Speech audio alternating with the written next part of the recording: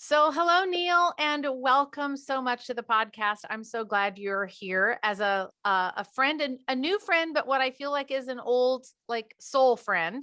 I'm just so happy and excited to share what you have to say with our audience. So, welcome. Thank you, Rhonda. I'm so happy to be on with you. Chatting with you is just really fun. So I'm just really excited for the chance to chat and to share. Well, you and I have not known each other, but we've known of each other for much Hmm. longer. And I love the reason that I reached out, as you know, is because I want you to share your story about how you really leaned into your niche or the thing that you're really passionate about. And we're going to get to that. But I'd like for you to just kind of share your background, what you do as a chiropractor, as a, functional medicine, like all the things that you have in your toolbox. And I have to say that of all the practitioners that I've worked with over the years, there are very few that are as skilled and widely diverse in your ability as you are. So I'll let you start that story, and don't feel like you're bragging. I actually want you to brag. Sure. I want you to Yeah. say all the things. So go for it. Yeah. But before I talk about that, I would say I can just see this little window of time where I was, maybe it was in 2011. I was sitting in my apartment here in Redding, California, where I live, and I've lived here for 12 years. And I was on this webinar, and Rhonda Nelson is the Oh, one presenting. And so, I was sitting there learning about hormones, thinking ooh, this is such expansive knowledge that Rhonda has. And I would refer a few people to you. And yeah. so it's beautiful that many years later, like 10 years later, we have these conversations, and I get to learn even more about what was behind the scenes for you. And I feel like you've done so much in healthcare. You've done so much in figuring out what's going on with people, that when I tell people here's what I've done, I feel like you're like, yeah, I know that because I've done a lot of that too. So so I feel like my origin is chiropractic. That's I got an undergraduate degree in molecular biology. I went to work as a chemist. I didn't like the lab. I wanted to work with people, so I stumbled into chiropractic care because it really helped my brother, and then it really helped me with asthma. So within 4 months of getting my first adjustment, I was signed up and enrolled for chiropractic college at Ooh, Palmer College of Chiropractic. go, So go, go. yeah, I went to the school in Davenport, Iowa, which is the first one ever, and it's kind of the mothership. So I loved what I learned there. I trained with under some of the greats, and I mentored at the largest clinic in the world and in Mount Horeb, Wisconsin. And I learned so much about how to help people with their alignment, how to analyze the body. But then there was nothing like getting into practice and starting that taught me so much more. Yeah. So Yeah. I think as soon as I started to work on people and they started to come in the doors, I started to lean more on my intuition, more on that inner sense of knowing. Oh, And love I that. started to leave the confines of what I was taught. And then I started to enter the expansive boundaries or expansive landscape of what I am being taught. So the was became the am. And then I started to see patterns in people and where I needed to work in their bodies. And so I started to delve off of from just working on alignment and adjusting bones and joints, which I love, and then to adjust the cranial bones, and to get into working on all the organs and getting to work on all that soft tissue. Isn't I call them the that soft part's tissue amazing. issues. I love Yeah. that part. Yeah. Yeah, it's like there's so much to explore. I feel like I could adjust a lot in like 5, 10, 15 minutes, but if I'm working on that soft tissue, we could spend hours, and there's still more to uncover with some Yeah. patients. Yes. So yeah, so um, you know, I just learned a lot through that, and I started to work on aligning people not only in their bodies and not only in their soft tissue and not only in the soft tissue issues, but then I started to have intuition teach me about what was going on in their hearts, what was going on in their lives, and So good. connecting all the dots so that people could get free and be extricated from whatever was restricting them from optimal alignment and health and balance and thriving. So I think that was a big door that opened up once I graduated chiropractic college. And once I ran through that door, I started to see Well, there's so much to learn. All There's kinds of stuff. so much to learn. Yeah. So Yeah. So you really took a very non-traditional, you went through traditional schooling, but your journey has been very atypical and non-traditional. And I love, that's the one thing that I appreciate and love so much about you, is that you just really open to, instead of feeling like you could only stay in the box, you still were within your, legal, you still were practicing chiropractic, so to speak, but you were exploring all these other things, because as we know, the patient is more than just bones and muscles and nerves. yeah, There's the emotional part, there's the chemical part, that's the chiropractic, the triad, right? But we've yeah, got all these other facets that are involved. And so you just kind of let your heart lead and said, where does my heart feel like it needs to go? And I think we miss that so often in practice, whether it's, we're working just with people virtually, or we've got their hands on, or some combination of both. We miss that. Sometimes we put people in a box. And no one, I think the box should go away entirely. I don't think people right, fit into anything. They just are yeah, like a thing that just it's an orb, and it's constantly reshaping and moving as, things happen and relationships build, or they break down, or there's trauma in the family or whatever it might be. I so love your approach. So about, I don't know how long, 3 months ago, maybe I saw you.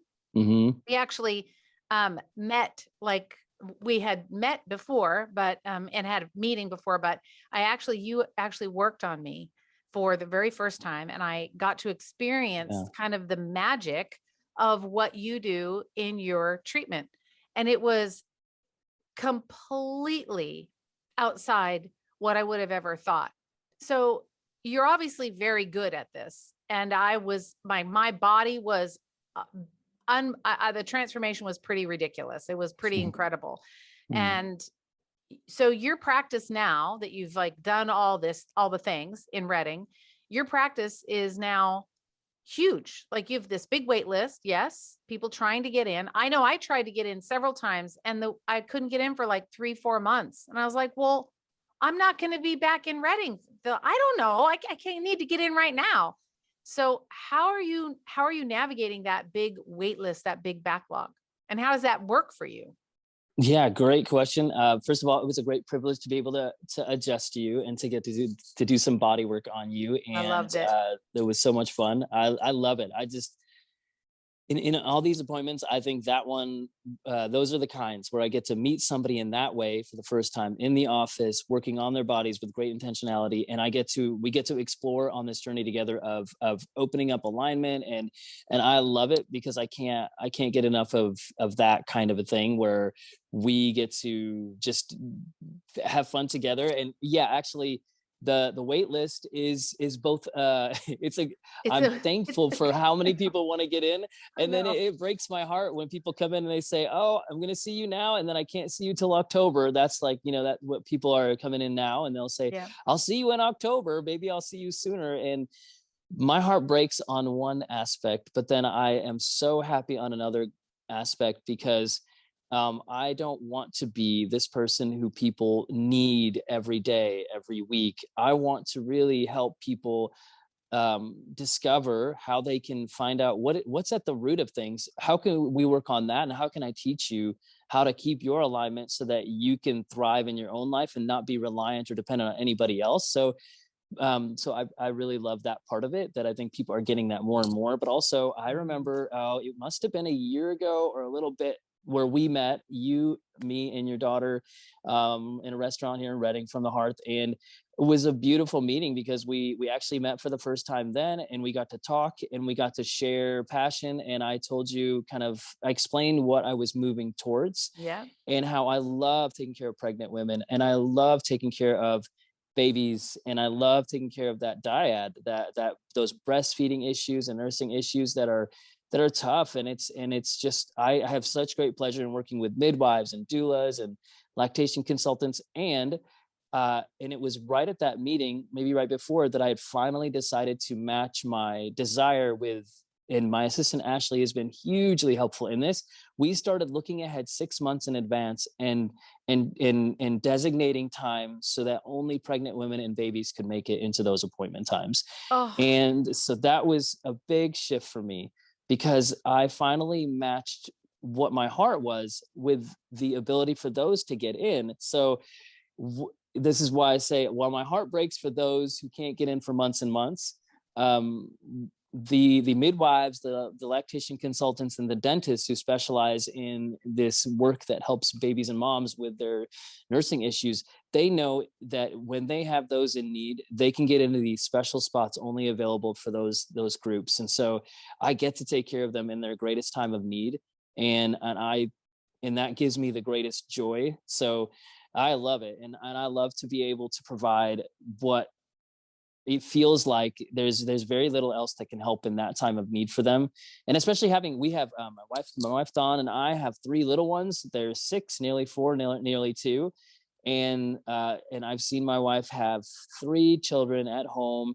And when a pregnant mom needs something, you just want to be able to help them. And so Right. I feel Right. like that's been a big sense of purpose and conviction in me, is to be in this alignment of time where I'm actually able to deliver that to those people. Well, first of all, that was one thing that I just fell in love with what you do and you as a human being, because you're speaking my language. Like, those are my people too. Like, Yeah, yeah. it's my favorite people to work with, is that those mamas, that need that help. But I love that I want to really drive home this distinction between what you already know you can do and be successful clearly in the chiropractic, adjusting, doing the visceral work and the cranial work and digging into the emotions and all the things that you do. And you are so good at that people are waitlisting out to see you. You could have just stayed there because you love it. Mm-hmm. You love it and you're good at it, and you have a passion for it. Like you said, when you and I got together, like, that's what you love. It just lights you up. But yet there's this little spot in your soul that says, yeah, I'm good at that. But there's this other thing that just like makes my soul ignite in a way Mm-hmm. that other thing that I'm already really good at doesn't. And Yeah.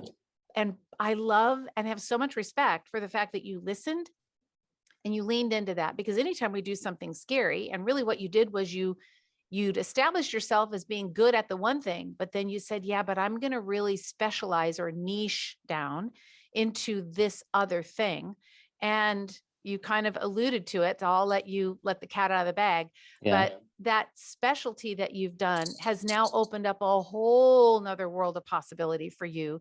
And I think that between the two, between doing the visceral, chiropractic, all the muscle nerve work, and all that side, and then being able to lean into taking care of these moms and these babies, that's just feeding your soul and filling your heart.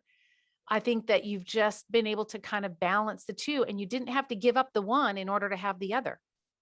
You just were Yeah. really able to kind of navigate both and say, yeah, this is the thing I want to do. And I'm going to create a special space on my calendar to only serve those people. Oh, I love that. So now, Neel, tell Yes. us what it is specifically that you are helping these moms with, which is a niche within a niche within a niche within a niche. I mean, it's like the Yes. tiniest little sliver niche. It's so slivery. So tell us about that.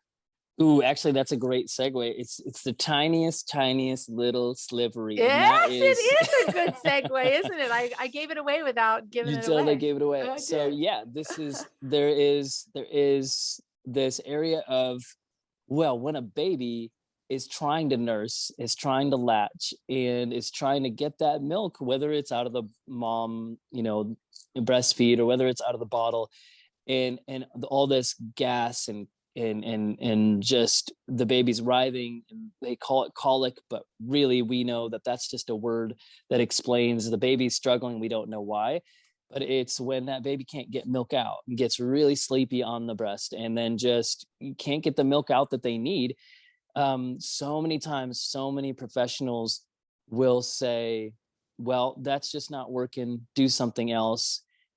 There's countless things they'll say. Right, right.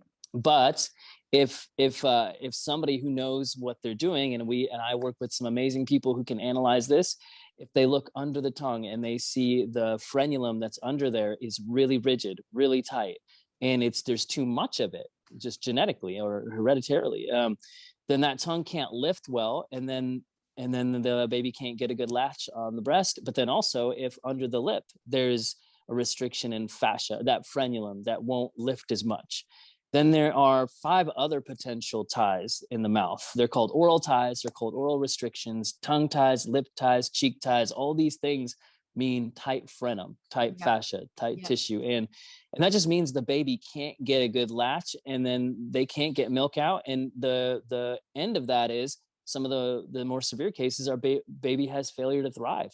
Yeah. So what I like love to be able to do is to have those moms, as you know, I love moms when they're pregnant with their little one, looking ahead, and we'll say, okay, when baby's born, bring baby in and we'll check you both out. And if I see it, I'll be able to see, ooh, let's do some body work to get that mouth moving more freely and get all of that tissue opened up so that you can actually breastfeed the way you need to.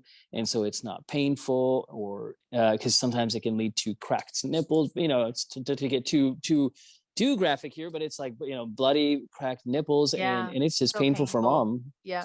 Yep. And then baby gets all this gas built up, and so in the diaphragm, the stomach, the gut area, and it is just, ooh, no wonder that baby can't sleep, no Yeah, wonder that exactly. baby's quote unquote fussy. So whether it's me spotting it, or whether it is the lactation consultant who refers to me as the specialist, or like I said before, the midwives, the doulas, the dentists in town who the one who specializes in this, I get to see them and I get to help them, and I get to help them so that I loosen up those tight areas and baby can feed better, and the gas is less or Yeah. gone. Yeah. And that is a magical thing in and of itself. Equally, I love the partnership that I have with the lactation consultant and the dentist Yes. in when those cases are just that frenulum is too tight and no amount of body work is going to help it. Then I love to be able to refer and partner with a dentist who's a specialist in our area, Dr. Barnhart, who will take that frenulum, and in her case uses scissors to remove that tissue and to get that area opened up, and it's night and day often after that surgery. And I also co-manage cases with a dentist or an ENT in LA who comes up to the Bay Area several hours away, and some in Southern Oregon, and then some in the Sacramento area. So whoever it is, I love that I get to work with them because they do what no one else can do when it's that tight and when it's that severe and when it's that restricted. And so hats off to them. But what I love to do with them is to provide a collaborative approach where I do pre-op body work to help prepare the baby so that the surgery is the most successful, and then Yeah. post-op body work so that I can keep that movement optimal and Right. keep breastfeeding Yeah. optimal, and Yeah. find those tricky to solve areas that sometimes nobody else can spot. And that alone is, I, I could do that. I would do that I- all day. I See, would do there you that off go. the hours. There you go. Because it like lights your soul on fire. Like your purpose, your mission, your passion. Like if you could change the world, Neel, you would say, I want to change the world one mama and one baby at a time. Yeah, I that's want to right. get my hands on every mama and every baby and make sure that these tongue ties are not restricting baby's ability to feed, latch, and that the mama is healthy. We want to get that oral restriction freed up. So we don't have to go into any big detail about this, Sure. but you and I know. And for those of you listening, if you don't know what, oral restrictions are, it's when I said it's a sliver as a sliver of a sliver, that really was a good analogy. I kind of Yeah. came upon that, but that little frenulum is just this little sliver, but sometimes it can get thick or tight, as Neel mentioned. But when you've got oral ties in the mouth as an infant and you don't realize it, it leads to a long list of other health issues that can happen down the road. And we don't have time today to get into that. Maybe we can do that another day. But what my point I want to make here, or question I want to ask you is, you already were super successful, but now you've just kind of said, I'm going to go over here, but I'm not just going to go over here and do it on my own. You created and built out by having conversation with people, this collaborative network that really allowed you to cross feed and help each other for the ultimate benefit of the patient. I think sometimes practitioners think, well, it's my way. Like I have my way of doing it. And I don't want anybody else to come and play in my garden with me, right? But you Hmm. took a completely different approach and you said, well, who else do I need to have in my network to be able to refer to?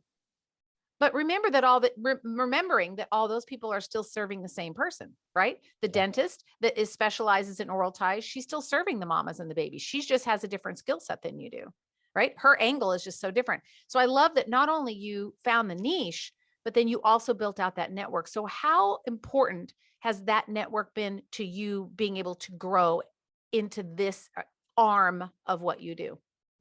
Yeah, I would say it has been invaluable. There is no greater, when I see a patient, it was just yesterday and then the day before, and they come in and they're talking to me, well, their parents bringing in their baby, and they say, and I share with them, and I said, yeah, I was just chatting with Dr. Barnhart, Ruth Ann, the lactation consultant, and the dentist, and we were talking about Henry, and then talking about this case and that part, and they said, we just love that you talk to each other. See? It's so great, and we Yeah. so appreciate you. And so I let the others know in our Voxer thread. I said, just so you know, they said that, and it's like, whenever I hear that more and more now, and when that sense of expression comes across from a parent or a person or an older one who I'm walking through this journey, whether they're 7, 8, or 49 years old, and they're Right. going through this process with oral restriction or tongue tie, the collaborative approach brings such relief and such peace to these patients. And Yeah. I and that's right there, that just ignites and reignites that spark. Yeah. And because of that, I feel when that person is settled and feels safe and taken care of, they're going to receive more wisdom, instruction, and I think more benefits, because they're going to be open to that. And so not only has it helped with the each appointment, each person, each part of Yeah. the journey, Yeah. but I feel that we're widening our ability to catch things when they go wrong. And I don't And mean wrong as in like we make mistakes, but whenever some one of us on the team misses something, we say, oh, I missed that, and then they'll catch it. And even though we have right. completely different work, we can still really work together and get people further way faster with more happiness. And I think that the end result is that you are really delivering and serving the people that come to you with these issues, with these oral Yeah. restrictions or suspected oral restrictions. I think it's a preventative thing, right? And Yeah. then there's a whole nother conversation about what do moms need to do while they're pregnant, right? Yes. Then there's that, right? Babies are now, we see so many more of these restrictions. I would venture to say 98% of children born probably have oral ties. Maybe it's 100%. I mean, I believe it's Yeah. due to environmental toxicity, inability of the liver to clear, poor gut health, et cetera, nutritional deficiencies, and there's a long list. But what I want to say is that once that patient feels very loved and very well taken care of, which is a completely different model, this collaborative model is a different model than what they're used to experiencing when they just go see their chiropractor, or they go see their medical doctor, or they go see a massage therapist. The massage therapist never says, listen, I'm collaborating with these other two people, and here's what I want to tell you. We often don't build those networks out, so we can't provide that kind of support. But when the patient knows that they're being taken care of on multiple fronts, like everybody's rooting for them, imagine how that patient feels. And then once the situation is resolved, or once they've received that care, what are they going to do? They're just going to talk to everybody about it. And then all Yeah. of a sudden, then their friends start to come in, and you have more opportunity for growth. But even more important, you have more opportunity to serve and be able to impact more people. And then we come back to the crux of the problem, Neil. You're just too dang good at what you do. We need to have more Neels in the world. That's what we need, is more Neels. So how are you working on having more of you? Yeah, oh, it's such a good time in life where I feel excited and ready for that. A few years ago, when people started to say, Neil, when are you going to train someone to do what you do? What you do is so unique. Nobody else does it. I can't. I want to come to you, but if I can't get in to see you, when are you going to train somebody? And I Yeah. just thought, no, I don't want to. Yeah. I Yeah. don't. It wasn't the time and place. But now, in the last several months, I have really felt the provocation and the excitement about doing that. And I have, now for a half year, I've taught tongue tie technique workshops on a technique that I've created. And protocols that I've created on how to work on these little ones and adults that have these oral restrictions. And your daughter, Ashley, who's an extraordinary massage therapist, she was helped me set up the first one and she's attended them. So the opportunity to teach massage therapists, other body workers, and even some midwives and doulas and lactation consultants and physical therapists and chiropractors. I've started to teach more and more, and I'll be coming up to teach my third workshop here in July later this month. And so I'm spreading myself out. I'm giving myself out in that way, teaching more people, especially one who's going to come from a couple hours away, so she can see her patients with this knowledge. Then also, I'm going to allude to the institute that I am forming that is in its early stages, but I'm forming a team finally. Yeah. I brought on a therapist who's seeing her patients, clients out in her office right now for mental health. I've also, we're building our lactation consultant team. We're talking with, there's massage therapists who will start interning for me as soon as next week. And then there's another craniosacral therapist who does visceral work who will be coming on soon, and a So all of Pilates this, and movement all this person. networking, you're just bringing Yes. people in. So what's the name of the institute? You know what? I can't unveil it Okay. because I don't know it. I don't know it. I'm Oh, waiting on the right name. I thought I okay. knew it. This is just like our first child. We thought we knew her name all up until really right before she was born. And then all of a sudden, Dawn and I looked at each other and we thought, that's not It's her not the right name. name. Oh, so you're still reworking your name. Still Okay. reworking her name. 11 days after my daughter was born, we both knew, my wife knew her first name and I knew her middle name, and that was it.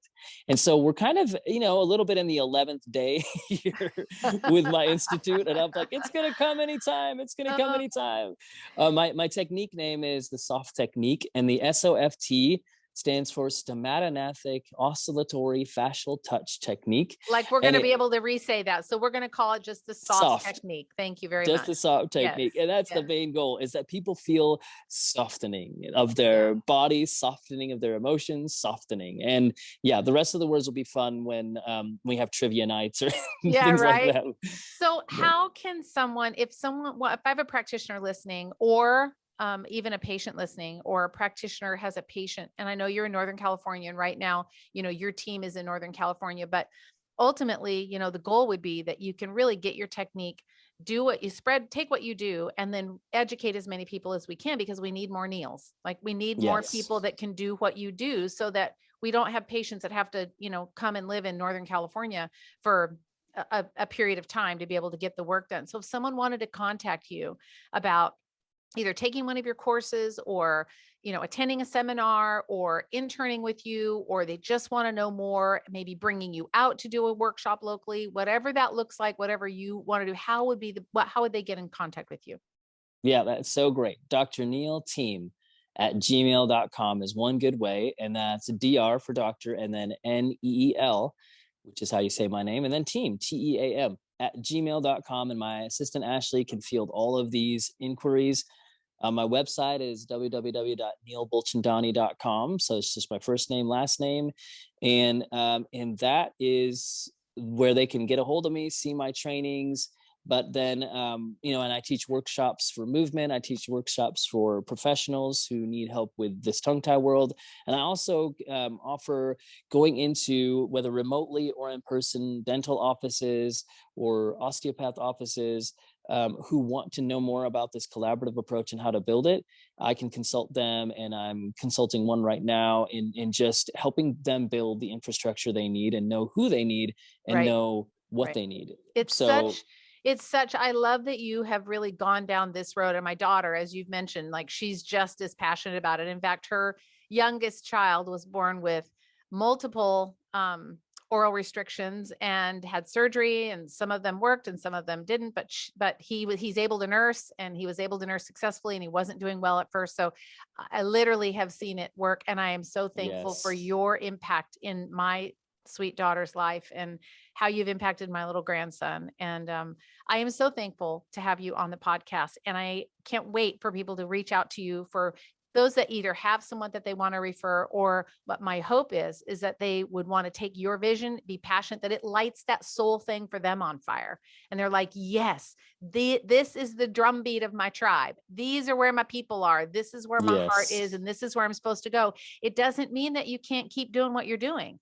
It means that you start to bring in the thing that lights you up. And pretty soon you start to develop that thing and create that niche where that's what you're known for. And Neel, that's what you're really doing, is you're kind of recreating yourself in a way into a new niche. So thank you so much for sharing. All of your information will be in the show notes. So for those of you listening, or if you're watching on YouTube, you'll be able to find it in the show notes or in the YouTube comments. So Neel, thank you so much. You are just such a joy in my life. I have so much respect and appreciation for you.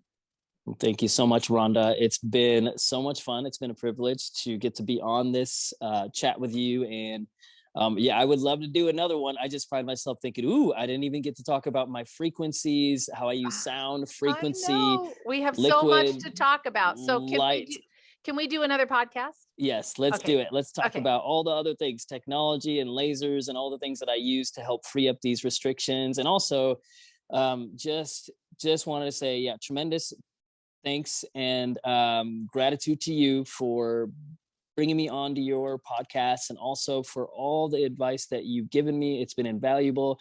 I just know a big part of my growth in this new me is thanks to wonderful mentors and colleagues, and you're one of them. So Well, thank thank you. you. I'm so blessed to have you, and yeah, I'm excited to share again when that Okay. opportunity comes. So stay tuned. Another episode with the famous Neel is coming up soon. Take care, my friend. Thank you so much.